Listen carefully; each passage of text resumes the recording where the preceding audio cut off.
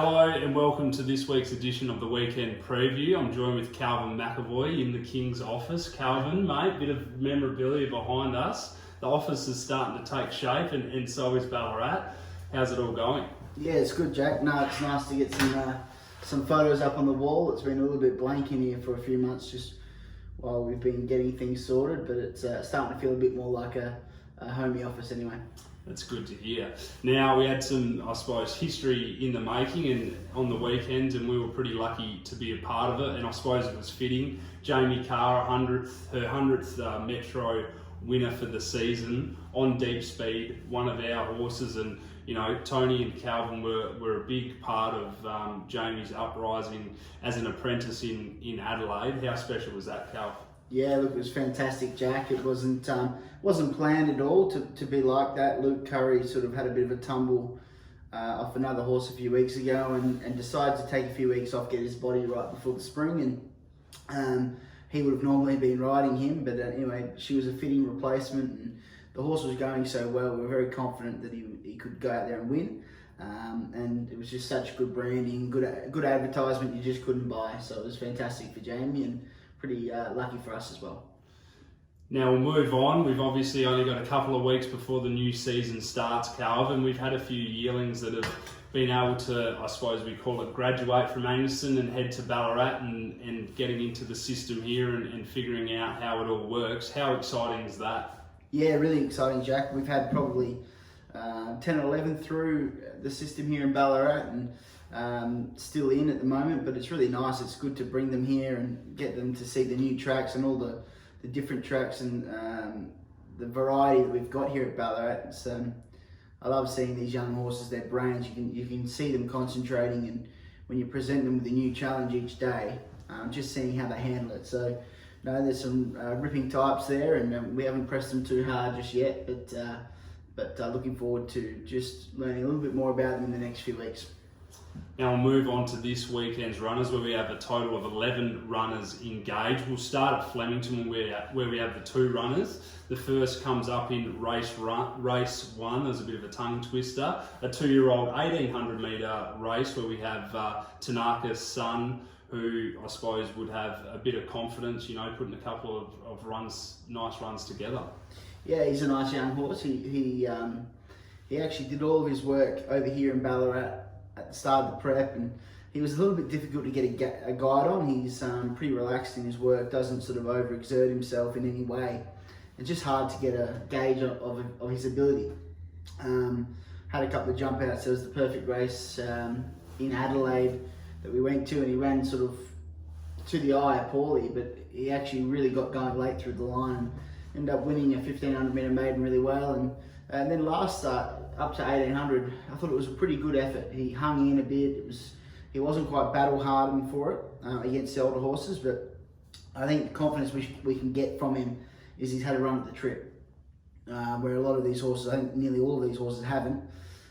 So I'm looking forward to him running. Whether he's up to these, we'll find out. But he'll certainly be fit enough and tough enough for it. Yeah, and it's an interesting point. I actually haven't looked, Cal, but a 2-year-old 1800 metre race, that would probably almost be the longest distant race in the 2-year-old company or thereafter, wouldn't it? Yeah, look, I think it probably would be, yeah. At least over here anyway, Jack. But look, I think we'll probably head to the paddock with this fella after this. But look, it's exciting. He's done a really good job to get all the way through, and I think he can run a nice race for us. We'll now move on to race 2, where we have a 3-year-old handicap over the 1400 metres. We have Yulong Justifier, who's had 2 starts, 2 wins, and couldn't have been more impressive. On paper, the race looks pretty hot, doesn't it, Cal? Yeah, it really does. Look, the horse has done a terrific job. He's been a bit of a work in progress, this horse. He was terrible in the gates. Still isn't 100% in the gates, but the team, the foremans here, Tim and Finn, have done a pretty bloody good job to get him there. And for him to be unbeaten, albeit on 2 synthetic races, he's doing a good job. He looks terrific out there. Work this week was good. We're just going to have a chat to the owners whether we run him or whether we wait. The initial thought from us was to wait until the 31st at Moonee Valley. I think that's where my gut's leaning towards. This race has come up extremely hot. And I think in a couple of more weeks, it might be a bit of a better race for him. So we'll have that conversation later tonight. But look, if he doesn't run on Saturday, he'll be running on the 31st. And he's currently a $13 chance for the punters out there. Now we move over to South Australia, Morphetville, where we have the 9 runners engaged. The first comes in race 1, where we've got Hinchpin in a benchmark 64 over the 1,000 metre mark. This bloke's resuming off a couple of trials. Yeah, look, he'll need the run, Jack. He was planning on trialling this week, but they've been called off over there. So we thought we'll just send him to the races. He's a big, fresh horse. He'll take the run, of course, and he'll hit his form when he gets out to sort of 1,400 metres in a mile. But I wouldn't be backing him this weekend. It'll just be for a good hit out, and he'll be improved out of it. He's currently $10 for the punters out there, so one to definitely follow through this preparation. We move on to race 4, a 0 to 62 handicap over the 1,250 metres, where we have Violinist. This filly's shown a lot of promise for us. She's first up on Saturday. You're getting $4 about her. She's trialled up, I thought, really nicely and would probably be in a few people's black books. How do you see it, and can she fire first up? Absolutely, Jack. I'm really excited about this filly. She's one we've been waiting for a little while. Again, she's done all of her work over here in Ballarat and had planned to run her first up here, but this was just the perfect race. She's rated 62. It's a 0 to 62. She gets in well being a filly. And she's only had the 5 starts, and 4 of them have been in stakes races. So down in this grade, the only other time she was out of stakes grade was her maiden win. So I expect her to be very hard to beat there. And you're getting $4 about that, and the push from Calv shows that's probably pretty good value. We'll move on to race 5. A runner I'm really intrigued and really excited to see is Mac and Cheese in the Oaklands Plate, a listed race over the 1,400 metres for the 2-year-olds. She's had 2 starts. I suppose settled back in her runs and just absolutely boomed home. I suppose you could say a few punters have probably been burnt by her a couple of times, but those runs have been quite impressive, and the step up, or the 1,400, looks like it'll probably suit her down to a T. Yeah, Jack. Well, she thinks she's won both of those races. They've been very tight, but look, she's a really nice filly. Plenty of scope, big athletic filly that just probably lacks a bit of ring craft, and she can fall out of the gates, which is quite frustrating. They've done a bit of work over there back home and to try and get her to jump a bit cleaner. I'm hoping she does. She's had the run at 1,400. It's going to be 6.5 weeks between runs. She had a jump out over there a couple of weeks ago. She's going really well. Couldn't be happy with where she's at. And for some terrific owners in Spendthrift, if they put a lot into the game, it'd be nice to win a stakes race with this really well-bred filly. We'll now move on to race 6, a benchmark 60 handicap over 1,400 metres, where we have Fields of Ivey. She was really good her first 2 runs, finishing first and second, and then last start probably underperformed, we would have thought. What were your thoughts on that run, and can she bounce back? Yeah, look, she her first up win was terrific. She ran really well second up, and we went there so confident the other day, and she travelled like the winner. At about the 500, you're in the queue, and she just never fired. And we're putting it down to she didn't run the trip. That's what Luke Curry said, and we ran a lot of tests on this girl, and couldn't find anything amiss with her. So we've sent her back there. She hasn't done a lot. We're back to 1,400. So look, on her work, I think she can win. She's just got to handle the sort of freshen up back-in trip with a trip back to Adelaide.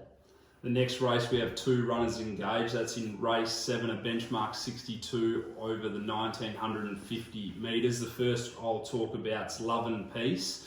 Currently a $9 chance. Last prep strung a few wins together. This preparation's been a little bit up and down. He's 4th up to this sort of trip. How do you think he's going to go? Yeah, look, good. His first 2 runs this prep were really good. Getting out to a trip and getting his fitness in. I was a little bit disappointed the other day in him. He loomed like he was going to win, or at least be in the finish, and copped a bit of interference from his inside and his outside, and I think the horse just lost a bit of confidence. It got a bit tight, and he ended up being a touch plain late. So I'm hoping that he gets a bit of a nicer run and gets his opportunity, because I think the horse is going well, and it looks a nice race for him. He's currently $9 with Sportsbet. The other runner in that race we have is Zeppa, who's fifth up, and last 2 runs have finished second. Can he go one better? Well, he's a very frustrating horse. He just needs one more horse to come out to get a run.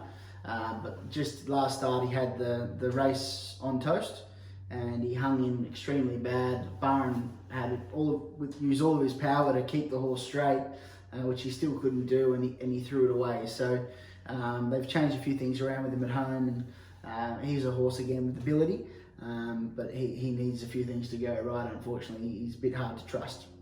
And he's currently an $18 chance. Now we move on to race 8, where we've got, I think there'll be a few smiles on our viewers' faces here, because you tipped this horse each way last start. I'm talking about Frankie Pinot. He lines up in a benchmark 76 over the 1400 metres. As I said, one last start, Calvin tipped us into it, which was a good tip from you, Calv. And we're not getting the odds about him this week, but that track's in a soft 5 range. I suppose the big push you gave last time was because that track was in a heavy range. Is a soft 5 not soft enough for this fella? No, look, it's not a concern. I just think when he gets into that heavy range, he probably pulls a few others up, and he really gets through it nicely. So if you like him, I wouldn't turn you off backing him again. He's going well. There's been enough gap in between the races, and he's trained on well at home. So drawn well. There's no reason why he can't win again. Perfect. Now we move on to race 9. We have another favourite. We've got a very good hand this weekend at Morphetville. We have the 2 runners, and look, I want to talk about the price discrepancy about these 2 horses. We've got Zoist, who's $3.70. Then we've got Victory Tears. It might just be my bias, but I think this guy's got a bit of talent. He won last start, so only had the one start, and could see a lot of improvement through that. That price discrepancy, I could almost flip them right way around. You can argue with me. What do you sort of think, Calv? I just think you're looking at the price tag. Look, no, I think a few of the pros and the big punters and the big form gurus with these gurus probably don't respect synthetic form that much. Mm-hmm. I certainly, wouldn't be afraid of backing a horse that's won on the synthetic going to grass. Sometimes you got to be a little bit cautious going synthetic to a heavy track. That can bring a few horses undone. But look, I think Zoist is, he's going well. He won very impressively last start. He's a bit of an unassuming horse at home. Doesn't give us too much of an inkling, but I think he's won 3 from 6. He's 3 from 6, yeah. In terrific order. Kept him nice and fresh, so there's no reason he won't run another big race. Victory Tears, he left here a couple of hours ago, looking just incredible. He's the most beautiful type of colt. That's probably why I got sucked in. Yeah, no, I think anyone would fall in love with him if they had a look at him. So we've got a big opinion of him. He's got to go from a maiden on the synthetic to a Saturday race, benchmark 68, and do it all at his second start. I don't think he's the finished product yet. I think there's a lot of improvement to come. It's lucky that Dean Holland is staying on board. Hopefully, with all this COVID stuff, he can get over there. He knows the horse. He's ridden him a lot. But look, Zoist has been trained over there in Adelaide. I've been seeing Victory Tears every day. I think if he puts his right foot forward, he can win again. Well, that's a nice push there. Victory Tears is $8.50 and Zoist is currently $3.70 with Sportsbet. We've got a really good team of runners going into the weekend, Calvin, and a lot of, you look at all the horses and they've probably all got some sort of chance, you'd say. And the $1 million question, you've been on the money the last sort of 2 to 3 weeks, mate. Who's your best bet? Where would you spend your $100? I'm very keen on Violinist. I just think she's a really good filly. I think she's a filly that's going to get to a higher level than what she's running in this weekend. I mean, a 0 to 62. I'd be disappointed if she doesn't get past that. So she's a filly that I'm hoping can go and win on Saturday, and she'll be coming back over to Victoria to contest some of those early spring races. So I'd be driving the punters into that one. Perfect, thanks. Cal, thanks for previewing the runners. You've obviously got a busy schedule, and the punters out there really appreciate your time, mate. So thanks for your time, and hopefully the stable runs well. We've obviously got a couple of weeks before the season ends, and hopefully we can get another premiership over there. I think we're just in front, but we've got a few right on our hammer. Is that right at the moment? Yeah, we're in front overall, Jack. We're a few behind in the metro, so okay. Well, hopefully we can have a good weekend this weekend. And it's been a bit of a different season for us. We've had a huge change in the business with moving over here to Ballarat, and it always gets a little bit impacted with runners and winners when you do go through a bit of a change. Looking through our horses in training here, I think we're going to really start the next season well. I'm hoping there's a lot of horses coming up through the trial and jump out stage at the moment that I'm hoping come 1st of August they'll be ready to fire. So hoping we can finish this season on a bang and start next season just as good. Perfect. And to the punters out there, good luck this weekend. And if you have any runners running, good luck. Cheers.